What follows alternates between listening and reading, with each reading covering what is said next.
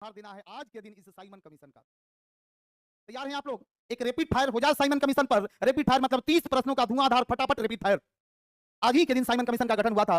Sir याद करिए कितना दिन तारीख है आज?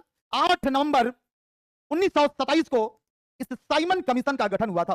साइमन कमीशन का गठन हुआ था साथियों। कब? यानी 3 फरवरी 1928 को साइमन कमीशन भारत आया और बंबई तट पर उतरा था साइमन कमीशन। इसी बंबई तट पर उतरा था साइमन कमीशन। कब की बातें हैं? 3 फरवरी 1928 को बंबई तट पर उतरा था साइमन कमीशन। साथियों साइमन कमीशन के विरोध में नारे लगाए गए थे। साइमन कमीशन गोबैक के नारे लगाए गए। साइमन कमीशन गोबैक के नारे लगाए गए। इस नारा को लिखा था यूसुफ मेहर अली ने। किसने लिखा था? यूसुफ मेहर अली ने। साथियों साइमन कमीशन का पूरे भारत में विरोध हुआ। संयुक्त प्रांत में पंडित जवाहरलाल नेहरू और गोविंद बल्लभ पंत के नेतृत्व में विरोध किया गया था। सबसे तीव्र विद्रोह लाहौर में हुआ जहां लाला लाजपत राय नेतृत्व कर रहे थे। उसी में पुलिस लाठी से जख्मी हुए लाला और अपनी शहादत दे दी थी। साथियों लाला लाजपत राय का अंतिम शब्द कमेंट में लिखना है, मेरे ऊपर पड़ने वाली एक एक लाठियां एक दिन ब्रिटिश ताबूत की कील बनेगी। लाला लाजपत राय।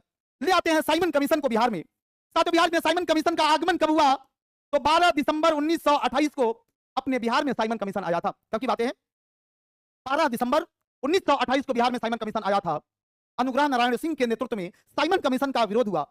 डुमराव के रियासत ने साइमन कमीशन को अपना अतिथि बनाया था और इसी बिहार में एक गाना बना था, उठो जवानों सवेरा हुआ, साइमन भगाने का बेरा हुआ। साथियों इस साइमन कमीशन में कितने सदस्य थे? कितने सदस्य थे? 7 सदस्य थे साइमन कमीशन में।